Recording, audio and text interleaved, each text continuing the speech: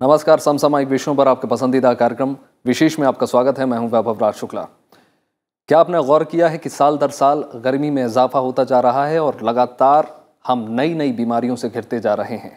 अब वो दिन भी दूर नहीं जब हम घर से सही सलामत बाहर निकलेंगे और लौटते समय अपने साथ कई बीमारियों को लेकर आएंगे। दरअसल हमारे स्वस्थ रहने का तार स्वस्थ वायुमंडल से जुड़ा हुआ है। हमारे वायुमंडल में ओजोन लेयर या ओजोन परत का बहुत महत्व है, क्योंकि ये सूरज से आने वाली अल्ट्रावायलेट रेडिएशन यानी पराबैंगनी किरणों को सोख लेती है। इन किरणों का धरती तक पहुंचने का मतलब है अनेक तरह की खतरनाक और जानलेवा बीमारियों का जन्म लेना। इसके अलावा ये पेड़ पौधों और जीवों को भी भारी नुकसान पहुंचाती है। आज हमारी लापरवाहियों और बढ़ते औद्योगिकीकरण के साथ ही गाड़ियों और कारखानों से निकलने वाली खतरनाक गैसों की वजह से ओजोन परत को भारी नुकसान हो रहा है। इसकी वजह से ओजोन प्रदूषण लगातार बढ़ता जा रहा है, साथ ही इसका दुष्प्रभाव भी देखने को मिल रहा है। हाल ही में आई CAC की रिपोर्ट के मुताबिक दिल्ली NCR की हवा और जहरीली होती जा रही है। भयानक गर्मी के दौरान ओजोन का स्तर निर्धारित मानक से काफ़ी बढ़ा रहा। ये खतरे की घंटी है। आज विशेष में हम बात करेंगे ओजोन प्रदूषण की, जानेंगे वायुमंडल में ओजोन के महत्व को, साथ ही साथ करेंगे ओजोन प्रदूषण के दुष्प्रभाव और भारत में इसके असर की। तो आइए शुरू करते हैं आज का विशेष।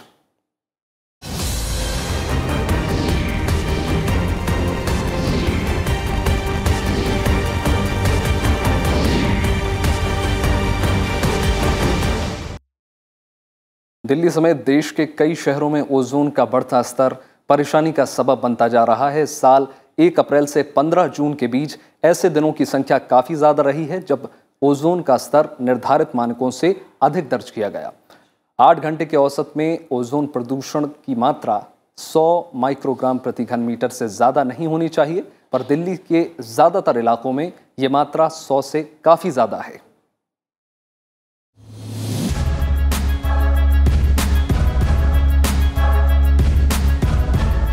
इस साल अप्रैल से जून के बीच करीब पूरा उत्तर भारत भीषण गर्मी से त्रस्त रहा है। इस गर्मी और चिलचिलाती जानलेवा धूप का दुष्परिणाम ओजोन प्रदूषण में बढ़ोतरी के रूप में सामने आया है।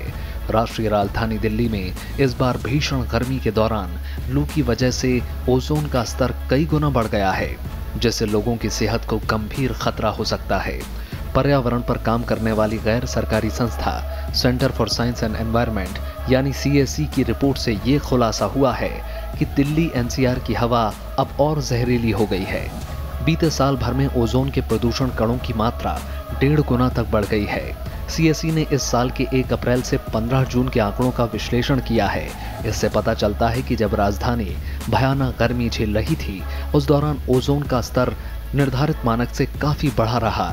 इन 2.5 महीने में 16% दिन ओजोन का स्तर ज्यादा था।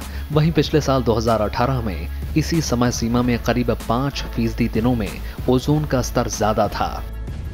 जो स्टडी हमारी है, तो यहाँ पे हमने जो सेंट्रल पोल्यूशन कंट्रोल बोर्ड से जो लगातार आंकड़े निकलते हैं पोल्यूशन के ऊपर, उसको हमने देखा ये गर्मियों के समय जो है अप्रैल से लेकर जून तक, और यहाँ पे हमने ओजोन की जो मात्रा है शहर में उसको देखा। सिर्फ दिल्ली का ही कहूँ कि पिछले साल अगर सिर्फ 5% दिन थे जब ओजोन की मात्रा को मानक के लिमिट से बाहर गई है, पर इस बार दिल्ली में 16%, फरीदाबाद में 80%, तो इससे आप अंदाज़ा, और गाज़ियाबाद में 65%। तो अगर हर ऑलमोस्ट एवरी डे अगर इस तरीके से ओजोन की मात्रा अगर मानक से ऊपर जा रही है, तो इसका जनसेहत के ऊपर इसका एक बहुत बड़ा एक प्रभाव होता है। केंद्रीय प्रदूषण नियंत्रण बोर्ड की ओर से रोज जारी होने वाले वायु गुणवत्ता सूचकांक के मुताबिक पार्टिकुलेट मैटर के साथ ओजोन एक प्रमुख प्रदूषण के रूप में उभर रहा है। खासतौर पर दिल्ली और NCR के इलाकों में स्थिति ज्यादा गंभीर होती जा रही है। 1 अप्रैल से 15 जून 2019 के दौरान 28 दिनों तक पार्टिकुलेट मैटर के साथ ओजोन एक प्रमुख प्रदूषण रहा। ये काफी चिंता की स्थिति है। 2018 में इसी अवधि में 17 दिनों के लिए पार्टिकुलेट मैटर के साथ ओजोन एक प्रमुख प्रदूषण रहा था। पिछले साल 8 घंटे के औसत में ओजोन की मात्रा 106 माइक्रोग्राम प्रति घन मीटर थी, जबकि इस साल 122 माइक्रोग्राम प्रति घन मीटर रही।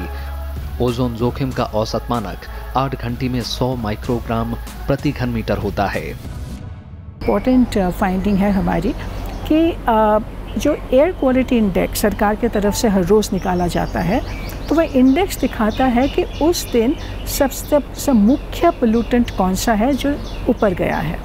तो ज़्यादातर दिल्ली में हम हमेशा देखते हैं कि ये पार्टिकुलेट मैटर जो हर रोज़ एयर क्वालिटी इंडेक्स के अनुसार वो मुख्य डोमिनेंट पोल्यूटेंट कहलाता है। पर इस बार गर्मियों में 28 दिन थे जब पार्टिकुलेट मैटर के साथ ओजोन भी उस दर्जे पे आए। एनसीआर के फरीदाबाद, गुरुग्राम और गाजियाबाद में भी ओजोन का स्तर बढ़ा है। फरीदाबाद में सबसे ज्यादा 80% दिनों में ओजोन का स्तर अधिक पाया गया है। गाजियाबाद में 67% और गुरुग्राम में 21% गर्मी के दिनों में ओजोन का स्तर सामान्य से अधिक दर्ज किया गया है। हानिकारक अल्ट्रावायलेट किरणों में हमें बचाने वाली ओजोन प्रदूषण बढ़ा रही है। इसकी वजह से दिल्ली एनसीआर में लोग बीमार पड़ रहे हैं। 2016 से 31 मार्च 2019 तक ओजोन प्रदूषण का बड़ा कारण बनकर उभरा है। लोकसभा में सरकार की ओर से दी गई जानकारी के मुताबिक दिल्ली में 2016 से 31 मई 2019 तक 4 साल में 118 दिन तक ओजोन की वजह से प्रदूषण बढ़ता रहा है। ये गर्मियों के समय ओजोन की मात्रा को हमने देखा, अब ये काफ़ी साफ नज़र आ रहा है कि ओजोन भी एक नया समस्या दिल्ली में बन रहा है, एक नई समस्या है ये। और हमने जो ये आंकड़े हैं इसको हमने मानक के साथ, जो हर रोज़ की जो मानक है 8 घंटा के एवरेज के अनुसार बनता है, उस मानक के साथ जब हमने उसका कंपैरिजन की तो उससे साफ नज़र आया कि अभी इस साल गर्मियों में जो ओजोन की मात्रा जो मानक को क्रॉस करने वाली जो दिन है उसकी संख्या काफ़ी हद तक बढ़ी है इस साल। राष्ट्रीय राजधानी दिल्ली समेत देश के कई शहर नाइट्रोजन ऑक्साइड एक खतरनाक प्रदूषण है जो ओजोन निर्माण के लिए जिम्मेदार है। पर्यावरण के क्षेत्र में काम करने वाले स्वयंसेवी संगठन ग्रीन पीस इंडिया के मुताबिक सैटेलाइट से प्राप्त आंकड़े ये दिखाते हैं कि यातायात और औद्योगिक समूहों दिल्ली, बेंगलुरु, मुंबई, कोलकाता, चेन्नई और हैदराबाद जैसे शहरों को नाइट्रोजन ऑक्साइड से सबसे खराब हॉटस्पॉट के रूप में विकसित कर रहे हैं। इन शहरों में वाहनों की बड़ी संख्या है और डीजल की खपत अधिक है।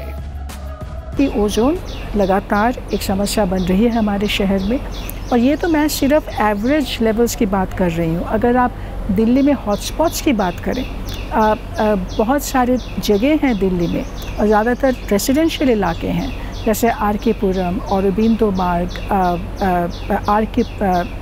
ये जेएल स्टेडियम के जगह, पटपरगंज की जगह, ऐसे काफ़ी जगह हैं जहाँ पे जो लेवल्स पाए गए हैं। और जैसे इंडस्ट्रियल एरियाज जैसे नजफगढ़ की तरफ अगर आप जाएं तो वहाँ पे तो एक्सीडेंट्स जो है नंबर ऑफ़ डेज जब ऊपर गई है ओजोन की मात्रा वो और भी ज़्यादा है, 53% से लेकर 90% ऑफ डेज तक। वैश्विक स्तर पर वायु प्रदूषण पर बात करें तो अकेले दूषित हवा से भारत में एक साल में करीब 12 लाख लोग मौत की आगोश में चले गए। एक रिपोर्ट के मुताबिक भारत में वायु प्रदूषण से मौत का आंकड़ा स्वास्थ्य संबंधी कारणों से होने वाली मौत को लेकर तीसरा सबसे खतरनाक कारण है। Bureau report, Rajya Sabha TV. Ozone gas की परत पृथ्वी का सुरक्षा कवच है। ओजोन गैस की परत ना हो तो पृथ्वी पर जीवन की कल्पना मुमकिन नहीं है। ओजोन की परत ना हो तो वायुमंडल के बाहर से पराबैंगनी किरणें या तमाम तरह की विकिरण सीधे धरती पर आएंगी। ये विकिरण इंसान ही नहीं बल्कि पेड़ पौधों, फसलों और समुद्री जीवों के लिए भी खतरा पैदा कर सकती हैं।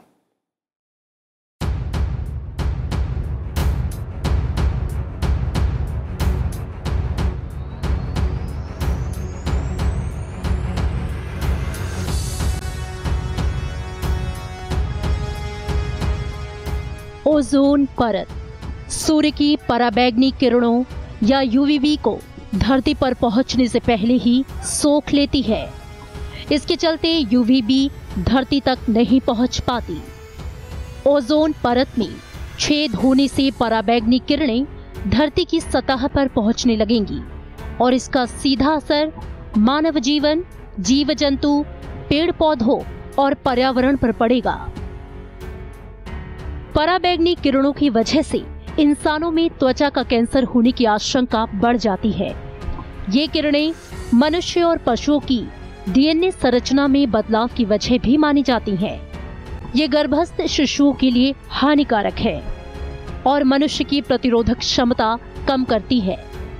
इसकी वजह से मनुष्य और जीव जंतुओं में मोतियाबिंद और आंखों की बीमारियां काफी बढ़ जाती हैं। इसकी वजह से लोग कई संक्रामक रोगों का शिकार हो सकते हैं। ओजोन का सीधा असर फेफड़ों और COPD यानी क्रॉनिक ऑब्स्ट्रक्टिव पल्मोनरी डिजीज पर पड़ता है। श्वास रोग और हृदय रोग पीड़ितों के लिए ये जानलेवा साबित हो सकता है। अस्थमा, सांस और फेफड़ों की बीमारियों से पीड़ित व्यक्तियों पर इसका तुरंत असर दिखने लगता है। ओजोन की वजह से फेफड़ों के टिश्यू खराब होते हैं। इसकी वजह से छाती में दर्द, कफ, सिर दर्द, छाती में जकड़न आदि की समस्या हो सकती है। इसके अलावा दिल की बीमारी, ब्रोंकाइटिस जैसी बीमारियों के लिए ये बेहद खतरनाक है। अगर ये आपके लंग्स के अंदर चला गया तो लंग्स की जो शीत है उसके साथ रिएक्ट करता है, वहाँ प्रॉब्लम होती है। जिन लोगों को एज़मा होता है उनकी प्रॉब्लम बढ़ जाती है, अपर रेस्पिरेटरी ट्रैक्ट डिजीजेस बढ़ जाती हैं। पराबैंगनी किरणों का वनस्पतियों पर भी काफी प्रतिकूल प्रभाव पड़ता है। ये किरणें पेड़ पौधों की प्रकाश संश्लेषण क्रिया पर काफी बुरा असर डालती हैं। इसकी वजह से पत्तियां छोटी हो जाती हैं, अंकुरण की अवधि बढ़ जाती है। इसके अलावा ये मक्का, चावल, सोयाबीन, मटर, गेहूं जैसी फसलों से होने वाली अनाज के उत्पादन की मात्रा भी घटा देती है। जब ये रिएक्टिव मॉलिक्यूल सोचिए पेड़ पौधों पे जाता है तो जो पत्तियां हैं वो तो ऑक्सीजन को अब्जॉर्ब करती हैं और जाके वहाँ बैठ गया ओजोन मॉलिक्यूल, तो अब उसके अंदर बाहर कुछ जा ही नहीं सकता क्योंकि इतना बड़ा होता है, इसमें 3 ऑक्सीजन के मॉलिक्यूल्स हैं 2 की बजाय। पत्तियां में एक पीलापन आ जाता है जो कि एक ख़ास साइन होता है ओजोन के इम्पैक्ट का। इसके अलावा जहाँ पर कि हम लोगों के जैसे ब्रिजेस हैं, ब्रिजेस में जब ये जाता है तो ये करोजन जल्दी कर देता है, वहाँ पर रस्ट होता है। इन अदर वर्ड्स ये जो उसकी एजिंग प्रोसेस है उसको एक्सेलरेट कर देता है। पराबैंगनी किरणों के समुद्र की सतह के भीतर तक प्रवेश करने से फाइटोप्लैंक्टन्स यानी कि सूक्ष्म जलीय पौधों का विकास काफी धीमा हो जाता है। ये सूक्ष्म जलीय पौधे समुद्र और गीली भूमि की खाद्य श्रृंखलाओं की प्रथम कड़ी होते हैं। इसके साथ ही ये वायुमंडलीय कार्बन ऑक्साइड को दूर करने में काफी अहम योगदान देते हैं। अगर ये खत्म होंगे तो इससे स्थलीय खाद्य श्रृंखला भी प्रभावित होगी। यही नहीं, पराबैंगनी किरणों की वजह से पेंट, कपड़ों के रंग भी उड़ जाते हैं। साथ ही प्लास्टिक का फर्नीचर, पाइप आदि तेजी से खराब होते हैं।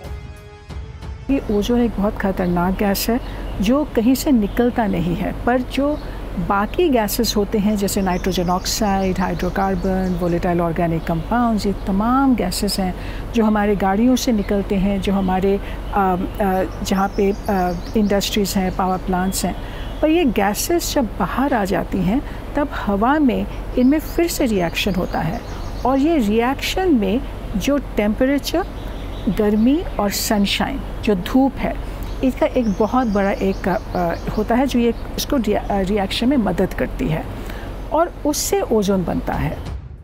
अन्य हानिकारक गैसों के अलावा तेज धूप और भीषण गर्मी से ओजोन प्रदूषण का खतरा काफी बढ़ जाता है।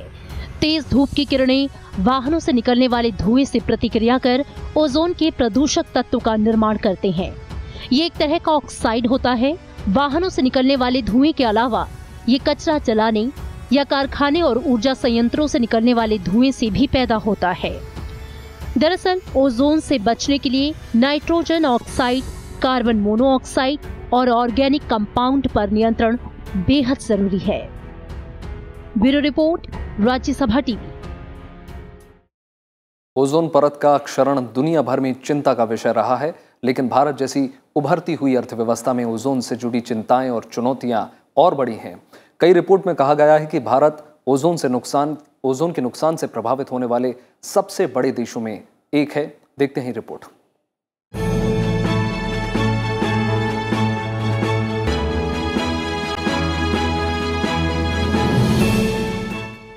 भारत में ओजोन क्षरण बड़ी चिंता है। कई रिपोर्ट इस बात की तस्दीक कर चुकी है। इसमें इसी साल अप्रैल में जारी the state of global air report 2019 महत्वपूर्ण है। रिपोर्ट कहती है कि भारत में ओजोन प्रदूषकों से पिछले 2 दशकों में हुई मौतों के मामले में 150% वृद्धि हुई है। खतरनाक वायु के सेवन से 1 करोड़ 2 लाख भारतीय अपनी जान गंवा चुके हैं। प्रदूषित वायु से होने वाले मामले में भारत दुनिया में 3रे स्थान पर है। इस तरह समय पूर्व मौत के मामले में भारत ने चीन को भी पीछे छोड़ दिया है। भारत में ओजोन प्रदूषकों से होने वाली मौतें बांग्लादेश से 13 गुना और पाकिस्तान से 21 गुना ज्यादा है। रिपोर्ट के मुताबिक PM 2.5 से होने वाली कुल मौतों में 52% मौतें भारत और चीन में होती है। देखिए, ओजोन एक बहुत इंटरेस्टिंग गैस है जो अगर आप भारत को देखें तो आज हमारी जानकारी बहुत ही कम है, क्योंकि ओजोन मॉनिटरिंग की जो क्षमता है, कैपेसिटी है, वो हमारे देश में बहुत ही कम है।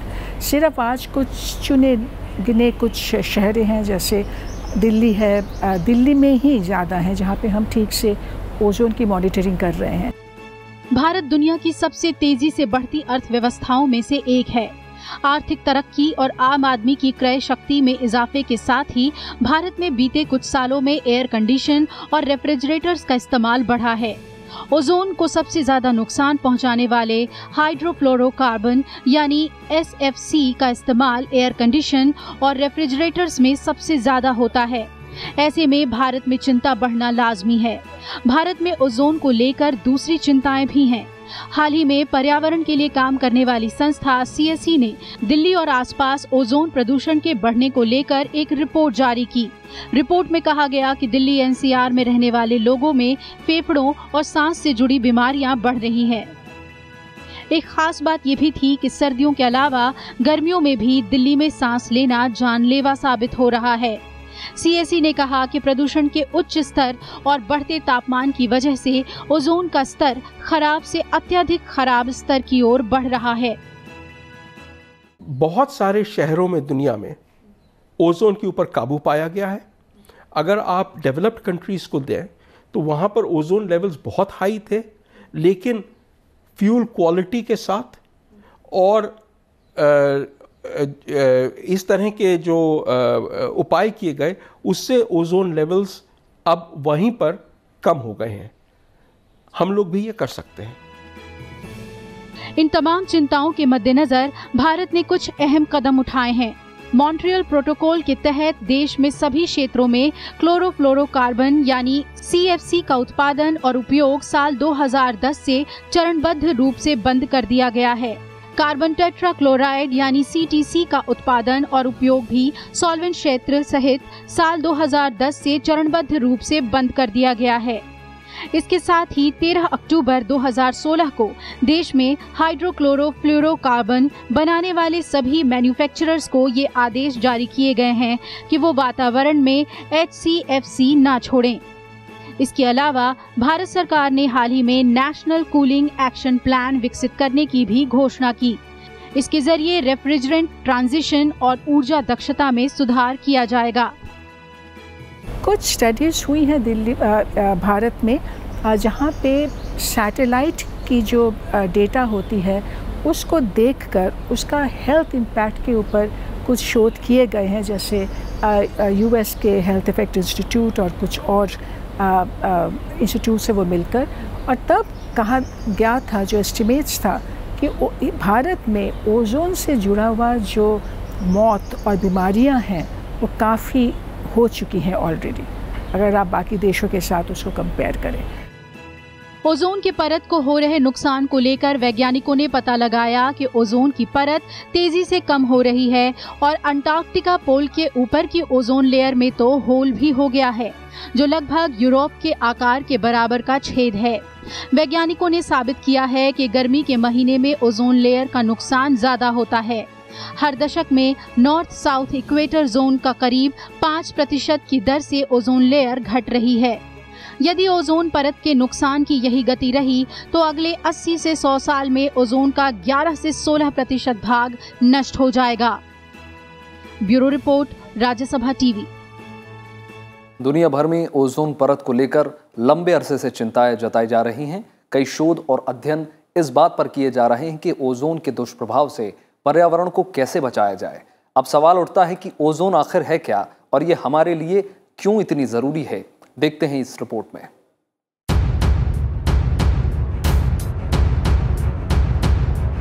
ओजोन एक निष्क्रिय वायुमंडलीय गैस जिसे ऑक्सीजन का ही एक प्रकार कहते हैं। विज्ञान की भाषा में इसे ऐसे समझ सकते हैं कि ऑक्सीजन के 2 परमाणुओं से जुड़ने से ऑक्सीजन गैस यानी O2 गैस बनती है, जबकि ऑक्सीजन के 3 परमाणुओं के जुड़ने से ओजोन यानी O3 का एक अणु बनता है। ओजोन का रंग हल्का नीला होता है और इसमें तेज गंध आती है, जबकि ऑक्सीजन गंध विहीन गैस है। ओजोन परत की खोज सन 1913 में फ्रेंच भौतिक शास्त्री चार्ल्स फेब्री और हेनरी बुशन ने की थी। इन वैज्ञानिकों ने जब सूर्य से आने वाले प्रकाश का स्पेक्ट्रम देखा तो उन्होंने पाया कि उसमें कुछ काले रंग के क्षेत्र थे और 310 nm से कम वेवलेंथ का कोई भी रेडिएशन सूर्य से पृथ्वी तक नहीं आ रहा था। स्पेक्ट्रम का ये हिस्सा अल्ट्रावायलेट हिस्सा कहलाता है। वैज्ञानिकों ने इससे ये निष्कर्ष निकाला कि कोई न कोई तत्व अवश्य पराबैंगनी किरणों को सोख रहा है, जिससे कि स्पेक्ट्रम में काला क्षेत्र बन रहा है और अल्ट्रावायलेट हिस्से में कोई भी विकिरण दिखाई नहीं दे रहे हैं। देखिए, ओजोन कहीं एक बहुत ही जहरीली गैस है, पर ओजोन कहीं से बन के निकलता नहीं है। और 2 तरह के ओजोन, जैसे आपने सुना होगा कि हम ओजोन लेयर की बात करते हैं जो बहुत ऊंचाई पर है, वहां पे ओजोन रहना ठीक है, क्योंकि ओजोन का जो वो कवर है, लेयर है, उसके कारण जो सूर्य किरण, जो अल्ट्रावायलेट रे, जो खतरनाक रे होता है, वो उसको रोक सकता है। पर ओजोन अगर ग्राउंड लेवल पे, हमारे लेवल पे अगर बनता है तो वो बहुत ही खतरनाक है। ये बहुत ही स्ट्रॉन्ग रिएक्टिव गैस है। दरअसल सूरज के विकिरण की वजह से ऑक्सीजन के अणु टूटते हैं। ऑक्सीजन की ये नवजात टूटे हुए अणु दूसरे अणु के साथ मिलकर ओजोन का निर्माण करते हैं। ये ओजोन ऊपरी वायुमंडल में फैल जाती है और पृथ्वी के चारों तरफ एक परत बनाती है। ये पतली और पारदर्शी परत पृथ्वी का रक्षा कवच मानी जाती है। ये सूर्य से आने वाली पराबैंगनी किरणों में से करीब 95% को अपने में सोख लेती है। पृथ्वी के ऊपर चारों तरफ 800 किलोमीटर मोटा वायुमंडल है। ये पृथ्वी के गुरुत्वाकर्षण बल की वजह से धरती से चिपका रहता है। इस वायुमंडल में कई परतें हैं। इन्हें क्षोभ मंडल, समताप मंडल, ओजोन मंडल, आयन मंडल और बहिर्मंडल के नाम से जाना जाता है। क्षोभ मंडल की औसत मोटाई 14 किलोमीटर है। समताप मंडल की ऊंचाई क्षोभ मंडल के ऊपर 30 किलोमीटर तक मानी जाती है। इसके ऊपर ओजोन मंडल का विस्तार 30 से 60 किलोमीटर की ऊंचाई तक है। इस परत में ओजोन गैस सबसे ज्यादा पाई जाती है।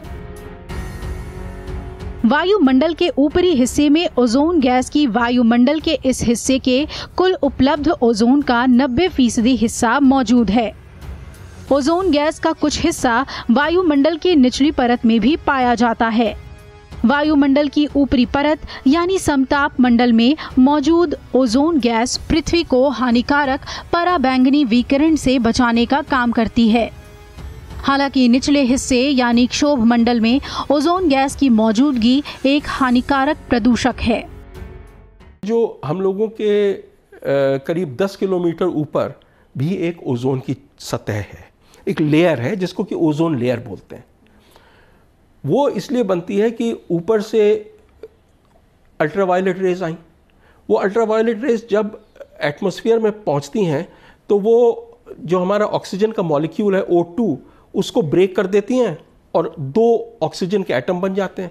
ये 2 ऑक्सीजन के एटम फिर किसी एक ऑक्सीजन के मॉलिक्यूल से रिएक्ट करते हैं और उससे ओजोन बन जाती है। फिर उसके ऊपर अल्ट्रावायलेट रे पड़ती है और फिर टूट जाता है। तो इसलिए अल्ट्रावायलेट रेज ओजोन बनाती हैं, तोड़ती हैं, बनाती हैं, तोड़ती हैं और उसी में समाप्त हो जाती है, फिर वो नीचे नहीं आती। रेफ्रिजरेटर और एसी में इस्तेमाल होने वाले क्लोरोफ्लोरोकार्बन गैस ओजोन के लिए बेहद खतरनाक हैं। इस गैस में मौजूद क्लोरीन अणु ओजोन को नुकसान पहुंचाते हैं। अणु वायुमंडल में जाकर क्लोरीन ओजोन के अणुओं के साथ क्रिया करती है और क्लोरीन मोनोऑक्साइड बनाती है।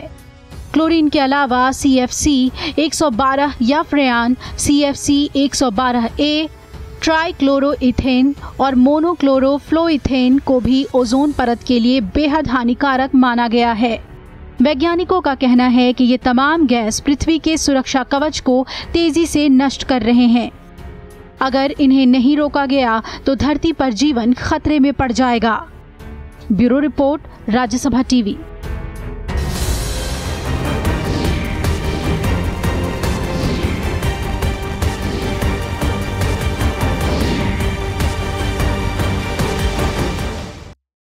आज के विशेष में इतना ही। उम्मीद है आपको विशेष का ये अंक पसंद आया होगा। आप ये हमारा कार्यक्रम YouTube पर भी देख सकते हैं, जहां में आपकी प्रतिक्रियाओं और सुझावों का हमेशा इंतजार रहता है। बाकी देश और दुनिया की तमाम बड़ी खबरों के लिए जुड़े रहिए राज्यसभा टेलीविजन के साथ। नमस्कार।